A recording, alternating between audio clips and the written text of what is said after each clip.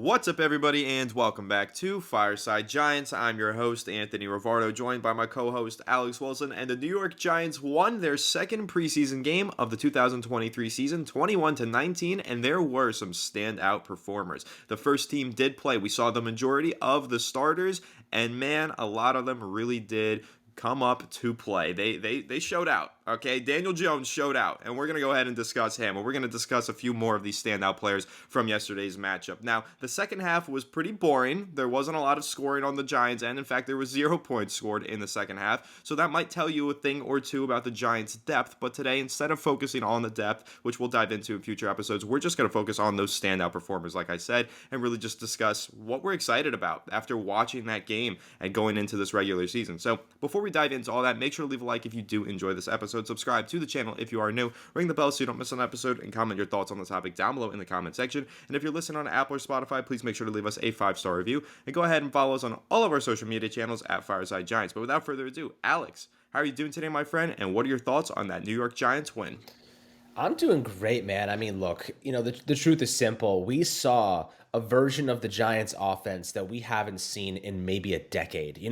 What we saw in that first drive was orchestrated like a symphony in the great divine of a church in Italy. You haven't seen something so well orchestrated in a very long time. And I'll tell you what, Darren Waller looks like the real deal. We know he's the real deal. Everybody knows he's going to be excellent if he can stay healthy. That's the primary catalyst and variable for Darren Waller, staying healthy. But three consecutive catches for 30 yards. Daniel Jones went 8 for 9. The only incompletion, I think, was maybe it was a drop or something like that. And then he had his touchdown, obviously, had 6 rushing yards and 69 yards. Like, the guy was, he went through that first string Panthers defense. I don't think they had Brian Burns or their main pass rushers in there, but everybody else seemed to be starting. He worked through them like they weren't even there. Like, it was practice. That's what you want to see. He was comfortable. He was collective. He was composed. Daniel Jones looks like a different player. I mean, again, first drive of the only preseason game he's probably going to play this year. So it's safe to say that I'm not going to make any generalizations on what he's going to do in 2024 or 2023. But I will say this, that offense looked like they were adding the second layer of the foundation to it. It looked like that this is a unit that knows the offense and that now they're building on top of the ground floor that they've already built. And I feel like we have not even seen close to what this is capable of. The red zone, they were just feeding Darren Waller, and then Bellinger emerges wide open for the touchdown. They're scheming. The Panthers defense looked confused. They looked like they didn't even know what they were seeing. There was so many guys. They had that wing formation where they had Bellinger and Darren Waller at kind of right outside of the tackles, and Waller just came across the line of scrimmage, and they kind of had this high to low read where Bellinger was going into the flat, and Darren Waller was going there right kind of behind him on that drag route. But you know who they didn't see coming? Isaiah Hodgins, who was coming on that drag, the crossing concept across the field, and Dan Jones hits him for a big gain. I think it was a 25-yard gain. The truth is simple here, guys. Darren Waller is, you saw him without Saquon Barkley on the football field. You saw how much attention that he gained, how much support he's going to offer everybody else. With Saquon and Waller on the football field at the same time, opposing defenses have two big things to watch out for. Your home run hitting running back, your star tight end who can do so many things, who's basically unguardable if you have a linebacker on him. Even slot corners are going to have a really big trouble, a really big fit with him. And then you open up the field. You saw Jalen Hyatt's speed.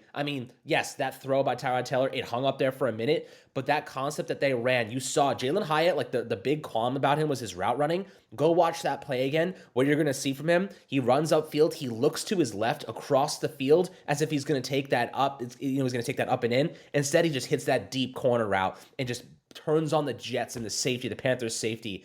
God help him. The guy had no chance. That ball hung up there for 10 minutes, and Jalen Hyatt was still wide open when it came down. That's how far in front of him he got. The speed on this team, that what you're going to be able to do with it, with Waller and Saquon, kind of allocating all that attention is going to be mind-blowing. What we're kind of experiencing here is a revolution of this Giants offense, and it's the athletic profiles, the speed profiles, the attention commanded. Paris Campbell got a little bit involved. You saw, Darius Slayton I don't even think he was targeted. Hodgins had a couple of big moments. Sterling Shepard got involved. Wandale's not even back yet. We have so many weapons. Do we have a WR1? Maybe we have that in Darren Waller, but the depth on this receiver unit is some of the best I've seen maybe in 10 years on this Giants team straight up. It's really impressive. What they've done this offseason has been nothing short of phenomenal, Anthony. What is your impression of that first drive? What did you see from this offense that gets you excited? I mean, I see plenty that gets me excited, but I think that one thing that's getting overlooked here and maybe not discussed quite enough, right? We're talking a lot about the players that stood out, these performances. I just got to give praise to Mike Kafka. I think that considering that the Giants were probably going out there with a vanilla version of their offense just to not give away too much during the preseason, it didn't look very vanilla. It looked like a really efficient and creative offense. And again, it's the vanilla version of the offense. So that should tell you a lot about what we should expect from this offensive scheme in the 2023 to 24 season. So when you're looking at how Mike Kafka was drawing plays to get these wide receivers wide open or to put Darren Waller in a favorable matchup, this is what we've been dreaming of all offseason long. Like, this is what we've been talking about. This is what we've been drooling at the mouth about, is just thinking about how Mike Kafka is going to get all of these players involved and create matchups for them. And I think with Darren Waller more than anybody, we saw that. And another thing about Darren Waller that I want to mention, he looked phenomenal. The route running was elite. The receiving ability was elite. He looked like the elite superstar that we expected him to look like. But on top of that, look at the impact of Darren Waller. Because if you look at that touchdown to Daniel Bellinger, what they did there, they stacked those two tight ends on the left side. And what you had was a smash concept, a high-low read. And essentially, you've got the corner route from Darren Waller. That's the primary read. But you also have the check and release into the flat from Daniel Bellinger, and that's going to get wide open almost every single time because what our defense is going to do, they're going to double team Darren Waller, and that's just going to leave a wide open player in the flat like Daniel Bellinger who could just waltz right into the end zone, and that's what you saw on that play. So not only were we seeing the impact of Darren Waller at the receiving level from all three levels of the field, going vertically, intermediate, shallow, all of that. We were seeing that from Darren Waller. We were also seeing the impact of Darren Waller on other players as they were getting wide open. As you mentioned with the Isaiah Hodgins route, where he gets wide open for 25 yards. Again, defense keying in on Darren Waller. They knew that the Giants wanted to go into this preseason game and feed Darren Waller and start to show the league, like, hey, we have this elite weapon now. Be afraid. Well, the Giants, they made the Panthers afraid. They were definitely afraid of Darren Waller, and that opened things up for other players. And like you said, that's without Saquon Barkley in the backfield. So you've got defenses keying in on Waller, double teaming him, opening things up for other players. And then when Saquon's in the lineup, you got to double team him as well. So you're going to have a lot of open one-on-one opportunities for guys like Isaiah Hodgins, Darius Slayton, Jalen Hyatt, who had a big touchdown grab. Again, like you said, great route running on that one. There was a lot of criticism. Can he run routes? He ran a good route there. He shook free for a deep touchdown and a beautiful throw from Tyrod Taylor for what it's worth. Tyrod stood in the pocket, took a big hit, and still laid that one up there into the end zone, and Jalen Hyatt made a good catch. So, we had that little debate last week, Alex, and I was kind of critical of Tyrod Taylor, but he had a really solid performance last night. I'll be tough on guys when they deserve, a little bit of criticism, but when they deserve the praise, I'm going to give them the praise. And Tyrod Taylor also had a really good game last night, and I do feel a little bit better after that performance with him as our backup quarterback compared to how I felt in week 1 of the preseason. But really just that whole offense, that first team offense, Alex, I saw so many standout performers in terms of the skill position players. Hodgins just looked great. We didn't see any Slayton, but I'm still confident in him, especially after talking to Drew Lieberman a few weeks ago. But one other player that we got to dive into, Alex, it's on the offensive line. It's John Michael Schmitz. This guy is the truth, all right? This guy looks incredible. How about that Eric Gray touchdown run? First of all, great pop in the pads from Eric Gray to power through the goal line and break the plane, right? Awesome touchdown run from Eric Gray. But take another look at that play. John Michael Schmitz is 10 yards down the field, just moving defensive tackles, creating that lane for Eric Gray. Alex, I know you want to dive into that and talk about JMS, so go ahead. Guys, I don't call myself a religious man, but I think God sent us John Michael Schmitz to help us save this offensive line. John Michael Schmitz is sent by a higher being because what you're seeing here is not something that we've seen in a very, very long time. John Michael Schmitz in the first preseason game looked excellent. Second preseason game, he looked even better. The guy was everywhere. He was making blocks in pass pro, in run blocking. I mean, he was downfield. He was doing everything. He was communicating. He was handing off stunts. I mean, the guy was what you really just no other word for it. He was excellent, excellent. He does not look like a rookie. John Michael Schmitz does not look like a rookie. He looks like he's been in the NFL for a couple years now. This is a really good sign. Like, the Giants' offensive line has been problematic for a very long time, guys. Center has been a Russian roulette kind of situation where you've been just throwing guys in there and seeing who sticks. John Michael Schmitz is a born and bred center. He is a guy who's going to come in here, communicate, gather information, give it to Daniel Jones, and capitalize. He is a good-ass player. I am so freaking excited to see what he can do because everything that he did yesterday was once again perfect. Now, there are other offensive linemen on this equation that did not look as good.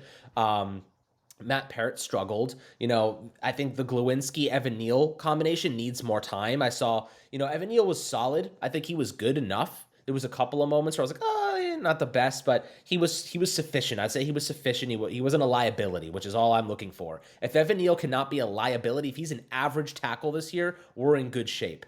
Obviously I'd prefer a lot better than average, but that's really what we need from him is just average because last year he was well below it. There was one play that stood out to me that was a little bit of a miscommunication. There was a stunt the Panthers were running. Glowinski, gets his guy. Evan Neal goes to, kind of push his guy inward, and then the stunt happens.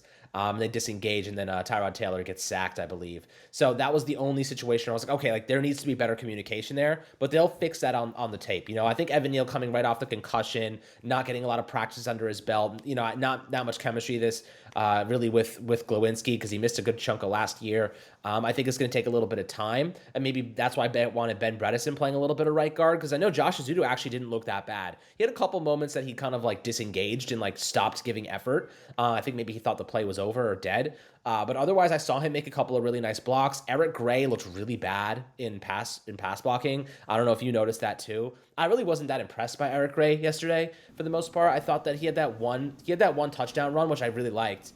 But I wasn't like he missed a couple of blocks that I was a little bit concerned about. I actually disagree on that because I remember distinctly there was one play where a blitzer came through the A-gap and Eric Gray stood him up. So maybe, there was a couple plays that he missed, but there was one where he definitely flashed the potential. And, in the preseason, I'm looking for the rookies to flash their potential. And I saw on that play, he has the ability to do it. Let's get him to do it more consistently. But there was one play where there was a linebacker that came screaming through the A-gap and he stood him up and Tyrod Taylor was able to hang in there and actually scrambled. I think it was the play where Tyrod scrambled to the left side and picked up a first down. It was only because he didn't get sacked after Eric Gray picked up a blitz. So we're going to disagree on this one because I liked the way Eric Gray played yesterday. I was impressed with him. Was he perfect? No. I think that his main thing is going to be running with more patience because what we did see yesterday, the big flaw, he would take a handoff, put his head down, and just run forward and kind of fall into the offensive lineman. You see more experienced backs take the handoff, keep their head up, stand in the backfield, wait for the lane, and then take the lane, right? And that's just rookie growing pains. That is really, to me, just the NFL speed is clearly a little too fast for him right now, but he's starting to settle in, and I think we saw that in the second half with that touchdown run. So I actually like what I saw from Eric Gray. He didn't blow me away. He's not superstar running back level. I don't think he's going to be this team's Isaiah Pacheco that comes in from the late rounds and runs for 1,000 yards, but I think that he's got the potential to contribute.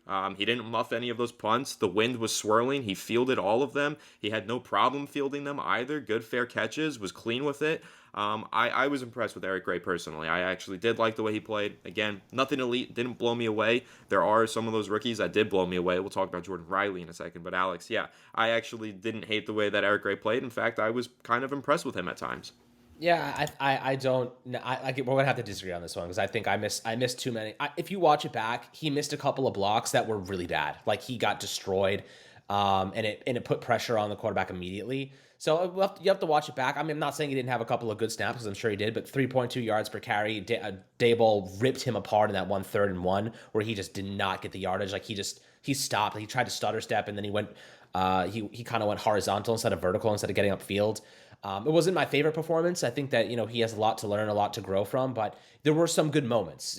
There was some moments where okay, like if you could do that consistently, you're looking at a pretty solid player, but I think, like you said, the NFL speed, he's still getting used to it, and that's something that you expect with all rookies. However, that leads us to the other rookies, Jordan Riley, Trey Hawkins. Trey Hawkins yesterday looked the part of a starting corner, guys. I mean, he was manned up with Adam Thielen basically that entire first quarter, and he shut Adam Thielen down. There were a couple occasions where that there was a scramble drill, and Quarterback tries to throw it deep. I don't even know who it was. Matt Corral that was playing at that point. I don't even remember who it was. Threw it deep to Adam Thielen. Trey Hawkins had followed him on his hip the entire route.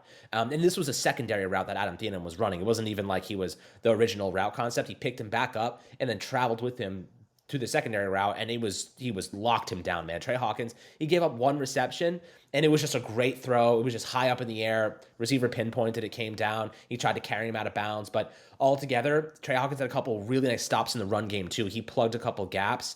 I was very, very impressed with Trey Hawkins once again. I think right now, we're looking at him being a starting outside corner. I think Adoree Jackson may end up starting in the slot. Like, I legitimately think that that's a possibility.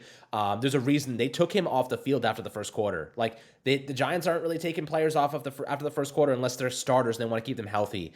I feel like that was a pretty good indication that he is making a strong case to be a starter this year.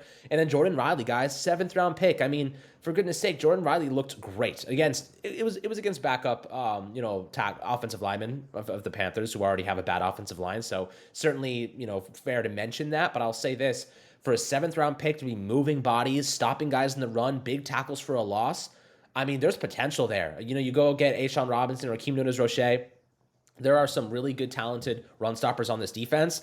And why not have another? Jordan Riley is making a strong case to make this team, and I think that right now he's going to have himself a nice rotational piece on this team, and it's great to see. I mean, the Giants have not been a great late round draft team in a long time. The fact that we could walk away with Trey Hawkins and Jordan Riley as actual contributors, as 6th and 7th round picks, and then Eric Gray as a 5th round pick, I mean, that's outstanding. It's literally it's just outstanding. You don't see this type of drafting very often from a Giants team.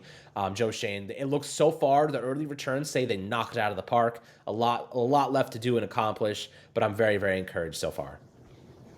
Yeah, as am I, and I just really want to talk about Jordan Riley because this is a player who none of us knew anything about. And when I say none of us, I mean literally none of us, because go ahead and try and find a draft profile on this guy. They don't exist. Like, even the guys who get paid big time money to scout NFL prospects didn't even know about this guy when he was drafted. Like, there was nothing about him on the draft network. His profile was basically incomplete on NFL.com. Even the big analysts out there didn't know who Jordan Riley was. But who did? Joe Shane and Joe Shane's scouting staff. They found Jordan Riley, and it seems like they found themselves a gem here with Jordan Riley, because he's playing with the 3rd, 4th team, whatever. He does not look like he belongs in those backup lineups. He just doesn't. He looks like he's an NFL starter already playing against these guys. Like how you mentioned last week, Alex, with Jason Pinnock playing with the first team, but going up against a lot of second stringers. He looked like he was playing in a whole different league. Like, he didn't belong on the field. I feel that way sometimes with Jordan Riley. Like, the way he's moving offensive linemen around, plugging gaps, getting in the backfield, tackle for loss. Through these first 2 weeks, Jordan Riley has looked like a freaking monster. And I'm incredibly impressed by his performance as a rookie here. So, yeah, like, everything you're saying about this draft class is ringing true. Like, this looks to be the best draft class that the New York Giants have had in a very long time. Again, it is early. We're only talking about the preseason. Let's see how these guys perform in the regular season. But without a doubt, the Giants do have some rookies who can play significant snaps this upcoming season. And that's more than we've been able to say in the past. Like, we've seen rookies go into the preseason and just stink for the Giants. We haven't seen them look NFL ready. A lot of these guys honestly do look like they are ready to compete at the next level. And that's something to be excited about. Whether you're talking about Deonte Banks, who I think has looked great throughout the preseason, or Trey Hawkins, who you just mentioned, or Jordan Riley, a lot of these back-end guys on this team are just competing, and they're playing at an exceptionally high level. And I can't say enough good things about Trey Hawkins, and I will say that, to your point, maybe Adoree Jackson does start in the slot. I think that in yesterday's episode we discussed it. My vision here for this Giants defense is going to be Deonte Banks starting, Adoree Jackson starting outside, but whenever they go into the nickel, we're not bringing Cordell Flott onto the field. We're just bringing Trey Hawkins on to play outside cornerback and moving Adoree Jackson into the slot. And in my opinion, that is the proper solution here, because Cordell Flott is a guy who didn't stand out to me in this game. Darnay Holmes had a couple good snaps here and there. I mean, Flott had a good snap here and there. One player that I know you weren't thrilled about, Alex, is definitely Zion Gilbert. Dropped 2 interceptions, your least favorite player of all time at this point. He looked terrible, so I definitely don't trust him. I do not like Zion Gilbert. As he continues to compete for the slot position, Zion Gilbert, I think, is just taking himself out of the race. I'll say that much. But listen, with these cornerbacks, a lot of potential in those rookies. I think Adoree Jackson is going to move around a lot this year, and I think he's ready for that role. But I'm thrilled about what we're seeing from all of these rookies, essentially. I mean, you're not super thrilled about Eric Gray. I like Eric Gray. I think he played well. And Jalen Hyatt, again, looked phenomenal. So we're seeing all of these rookies really stand out. Joe Shane looks like he knocked this one out of the park again. It's early. Let's see how they play in the regular season. But really, in particular, I'm just so impressed with the performances of Jordan Riley and Trey Hawkins. These guys look like they should not have been on the board when the Giants took them that late in the draft. So I have high hopes. And honestly, Alex, I could see Jordan Riley playing a pretty big role in this defense this year. I mean, yeah, you've got Nacho, you've got A'Shawn Robinson, but those are some aging veterans. And I think that there's an opportunity for Jordan Riley to definitely steal some playing time from those guys and kind of mix in there on the three-down linemen alongside Dexter Lawrence and Leonard Williams. So what are your thoughts on that? Like Jordan Riley legitimately making a case to be getting a lot of playing time during the regular season. I mean, in my opinion, that's a best case scenario. In a best case scenario, Jordan Riley gets more snaps than A'Shawn Robinson, who's on a 1 year incentivized deal. Like, that's my perspective. If A'Shawn Robinson is not a long term player here, he's he's a 1 year guy, someone who probably goes somewhere else next year. But Jordan Riley could be a long term asset for us, and they're a very similar profile in terms of big body, defensive tackles, physical, plug the gaps, a little bit of pass rush prowess. We'll see how Jordan Riley develops here. But I'll tell you one thing. Two good guys to have on your side. Andre Patterson, who's clearly turned Dexter Lawrence into one of the best tackle DTs in the NFL, and Dexter Lawrence himself. If I'm Jordan Riley, I'm sticking to Dexter Lawrence's hip and saying, here's another big boy that just turned into a monster all-pro level talent that's got a huge payday. I'm going to copy every single thing that Dexter Lawrence is doing, whether it's his athletic training, whether it's his diet, whether it's his tape, his film work, whatever it might be. If I'm Jordan Riley, I am going to Dexter Lawrence and saying, write down everything you do on a daily basis. I'm going to replicate that because I want to be as good as you. And then having one of the best defensive line coaches in the game and Andre Patterson to support that, it doesn't get better than that, man. Like, it really doesn't get better than that. Like, this is where you want to be if you're Jordan Riley. And if you're the Giants, if Jordan Riley and A'Shawn Robinson are a net neutral, like they're equal and like they see them as equal, you're playing Jordan Riley over A'Shawn Robinson. I don't care how much money A'Shawn Robinson is making. The Giants have not refrained from giving their guys more opportunities. Now, this is not to say that A'Shawn Robinson is going to get outplayed by Jordan Riley because it's still very early and A'Shawn Robinson's won a Super Bowl. But what I'm trying to say is if Jordan Riley continues to develop and he warrants that type of playing time, I'm taking it from him. Because Raheem Nunez-Roche, I think, is on a 2-year deal, so you want to give him those opportunities. He's here for a little bit more time. But A'Shawn being on the 1-year deal definitely suggests that Riley could steal some opportunities there as a long-term kind of piece that takes his chances in 2024. So right now, I mean, I'm ecstatic, man. John Michael Schmitz, stud. Jalen Hyatt, fast as hell. Trey Hawkins, he's locking guys down. He looked phenomenal against Adam Thielen. He's one of the best receivers in the past 10 years. And maybe that's a lot to say, but I'll say he's been very productive over the past 10 years. I'll throw out like Jordan Riley, obviously, really solid player. Eric Gray has some value. I think he was a little inconsistent yesterday, but there were positives. There were definitely good takeaways that we can build on top of. Who else looked good yesterday that's a rookie? I mean, Deonte Banks, he looked fantastic. I didn't see him get picked on at all. He made a couple of nice plays, some nice tackles in the run game. He's physical. His closing speed is elite, straight up. I mean, altogether, like the young guys on this team looked fantastic. I was very, very, very, very impressed from what I saw yesterday. We got one more game against the Jets, then we got the regular season coming up.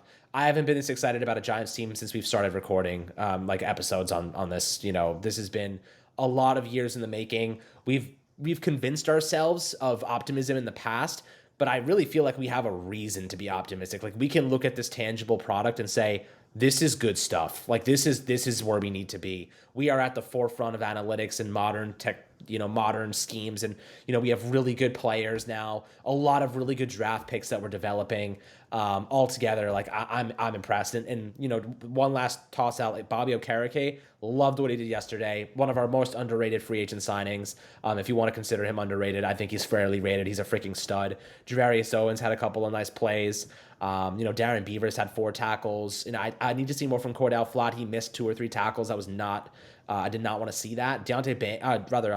Dane Belton continues. He had 2 tackles for a loss. Dane Belton continues to showcase that good training camp, good preseason he's put forth. Kayvon Thibodeau had a sack. He looked really, really good. His get off looked tremendous. Altogether, man, I was impressed. Like this was Dexter Lawrence, freaking animal. He was unstoppable. He put the Panthers center right in Bryce Young's lap yesterday. This team is ridiculous. Like there's so much talent. I'm just so excited to see what they can do in the regular season. We're only a couple weeks away, my friends, but we got you guys covered as always on Fireside Giants. Always on Fireside Giants, we have you guys covered. And I agree with all those points that you just made, Alex. And I will say Javarius Owens, another player that I am continuing to keep an eye on. Alex Cook as well, that undrafted rookie safety out of Washington. He had a missed tackle yesterday, kind of got stiff-armed, but overall I think he played well. What I will say, we're going to continue to bring up this point, Alex. Jerome Henderson is probably the best defensive backs coach in the NFL because, as you just mentioned, with Dane Belton, Javarius Owens, all of these defensive backs just making plays and developing at a rapid rate. That's one of the things that's getting me super excited for this upcoming season. So, like you said, we got one more preseason game. We got a lot of stuff to cover between now and that preseason game, and we will do that here on Fireside Giants, but I'm really excited. That one last preseason game against the Jets, doubtful that the starters play. That's what I'm reading, is that the starters probably won't play. But listen, this is the last opportunity for guys like a Zion Gilbert to fight their way onto the rosters. So let's see how these back end of the roster guys play. Maybe Zion Gilbert will continue to give Alex nightmares for the next 365 days. We'll see how he performs against the Jets. And of course, we're going to keep you updated on Zion Gilbert's performances and everybody else's right here on Fireside Giants. So make sure to leave a like if you did enjoy this episode. Subscribe to the channel if you are new. Ring the bell so you don't miss an episode, and comment your thoughts on the topic down below in the comment section. If you're listening on Apple or Spotify, please make sure to leave us a 5-star review. And go ahead and follow us on all of our social media channels at Fireside Giants. But without further ado, we will catch you all in the next one. Have a good one, and let's go Giants.